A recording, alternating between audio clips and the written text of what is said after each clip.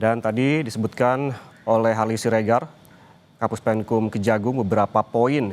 Dan untuk membahas hal ini telah bergabung bersama kami melalui saluran Zoom ada Abdul Fikar Hajar, pakar hukum pidana Universitas Trisakti. Selamat siang, Pak Abdul. Selamat siang, Mas. Oke. Eh, Pak Abdul, tadi kita sempat mendengarkan bagaimana Kejagung memberikan pernyataannya terkait dengan penyitaan uang hasil tindak pidana korupsi dalam pemberian fasilitas CPO yang jumlahnya tidak main, 11,8 triliun rupiah. Namun ada sedikit catatan di sini adalah ini merupakan pengembalian dan juga disebutkan bentuk kesadaran dari korporasi. Anda menilainya seperti apa? Ya, saya kira ini baru pernah terjadi ya. Baru pernah terjadi, satu perkara baru di tingkat penyidikan, belum sampai ke pengadilan, sudah terjadi pengembalian kerugian negaranya, gitu ya. Sudah terjadi kerugian negaranya berdasarkan perhitungan dari BPKP apa tadi ya. Dan ini baru pernah terjadi, dan ini menurut saya negara diuntungkan, ya. Nah, maksud saya jaksa tidak perlu lagi sulit-sulit nanti membuktikan bahwa tindak pidana korupsi atau tipikornya itu ada atau tidak gitu ya, karena dengan mengembalikan ini adalah sebuah pengakuan yang tegas gitu bahwa mereka mengaku memang bersalah melakukan korupsi yang merugikan negara 11, berapa tadi 880 triliun gitu ya, 11 triliun 880 miliar, Mas, dan seterusnya. Nah, seperti itu. Ini artinya dengan mengembalikan itu sama dengan mengakui bahwa perbuatan itu memang sudah dilakukan. Gitu. Nah, karena itu tadi seperti saya katakan, ini membantu negara dalam hal ini kejaksaan untuk tidak capek-capek lagi ya menyita hartanya para tersangka, kemudian melelangnya, kemudian menjualnya, gitu ya, baru kemudian mengembalikan kepada negara. Jadi karena uangnya sudah tersedia, ternyata sudah dikembalikan dan itu sudah disita oleh kejaksaan, tetapi akan dikemanakan uang ini, gitu ya, itu akan tergantung pada putusan tadi seperti Pak Jaksa penuntutan itu, ya, karena jaksa pun tidak punya kewenangan apa-apa terhadap uang ini. Dia punya kewenangan untuk menyita, oke, sebagai barang bukti hasil kejahatan, gitu, ya. Tetapi dikemanakan uang ini, nah sekarang belum waktunya. Sampai nanti ada putusan yang mempunyai kekuatan hukum tetap yang menyatakan bahwa uang ini dikembalikan kepada negara atau dikembalikan kepada negara untuk kepentingan perkembangan industri sawit dan sebagainya, umpamanya. Nah itu nanti teknisnya itu kembali kepada Kementerian Keuangan, kementerian yang menguasai keuangan hasil penyitaan ini. Dalam hal ini adalah Kementerian Keuangan, gitu.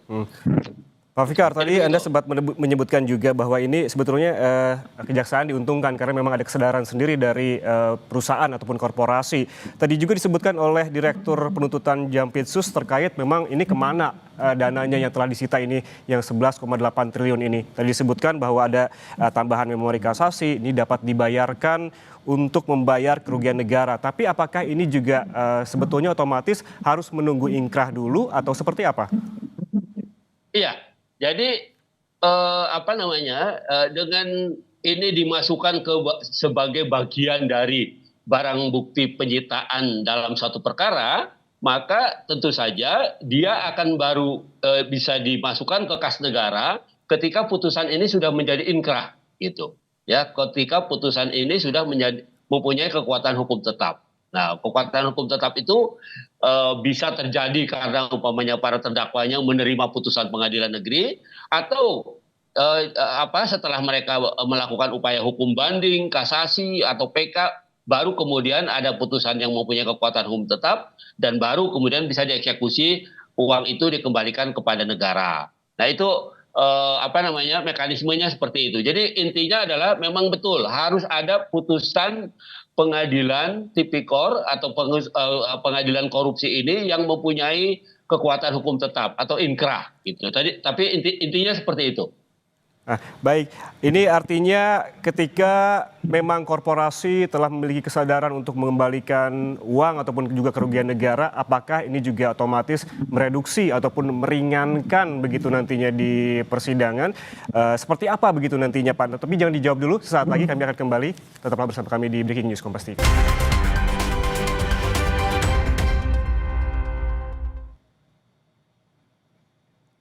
Anda menyaksikan Breaking News Kompas TV, Saudara. Yang Anda saksikan saat ini merupakan visual terbaru dari Gedung Kejaksaan Agung Republik Indonesia, Jakarta, di mana saat ini tengah dilakukan jumpa pers terkait dengan penyitaan uang hasil tindak pidana korupsi dalam pemberian fasilitas CPO dan turunannya dari para terdakwa korporasi Wilmar Group sebesar 11,8 triliun. Digaris bawahi lagi, Saudara, bahwa kerugian keuangan negara total ini 11,8 triliun rupiah disita dari 5 terdakwa korporasi, diantaranya Nabati Industri sebesar 7 triliun, ada Wilmar 57 miliar, dan Sinar Alam Permai 483 miliar rupiah. Kemudian ada Multi Nabati 39 miliar rupiah dan sisanya dari Multimas.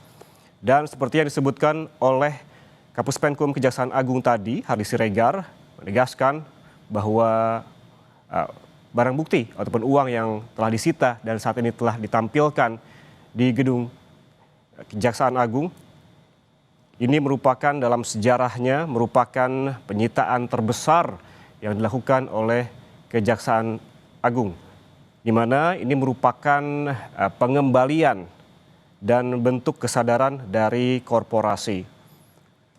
Dan sempat disebutkan juga oleh Hardy Siregar bahwa ini menjadi contoh korporasi yang lain yang tengah berperkara. Tadi kami sambung kembali percakapan bersama Abdul Fikar Hajar, pakar hukum pidana. Pak Fikar, masih bersama kami? Oke. Pak Fikar, tadi sempat terpotong sedikit terkait dengan kesadaran korporasi mengembalikan uangnya kepada Kejaksaan Agung. Pak Fikar menyebutkan bahwa ini sebetulnya bisa memudahkan begitu kerja Kejaksaan Agung. Namun dalam hal ini pertanyaannya, apakah upaya dari para terdakwa korporasi ini untuk mengembalikan uang tersebut menjadi otomatis meringankan para terdakwa di pengadilan? Oke. Nah, jadi uang yang disita ya itu dianggap barang bukti hasil tindak pidana kejahatan tipikor gitu. Itu dulu ya, itu satu. Nah, kemudian bahwa yang menjadi korban kalau dalam perkara pidana biasa yang korbannya orang per orang gitu ya, penyelesaiannya dengan orang. Tapi yang ini yang menjadi korban kan negara. Ya, yang menjadi korban negara, kemudian negara sudah dipulihkan kerugiannya gitu ya, maka kemudian ini bisa menjadi faktor yang meringankan. Sudah ada di situ nama saya ya. Ya, jadi menjadi faktor yang meringankan. Ini saya baru masuk ada Abdul Fikar Hajar ya. Ya, jadi dia tidak menghilangkan atau tidak menjadikan sesuatu kesalahan itu hilang, kesalahan pidana. Karena ini perkara perdata. Kalau perkaranya perkara perdata, hutang piutang atau pinjam meminjam, maka itu akan bisa melunasi pinjam meminjamnya atau hutang piutangnya. Tetapi ini yang diadili adalah perilaku orang yang merugikan keuangan negara. Nah, kan sekarang kok keuangan negaranya sudah dikembalikan, maka ini akan jadi faktor yang meringankan, tapi bukan faktor yang membebaskan. Oke, Pak Fikar.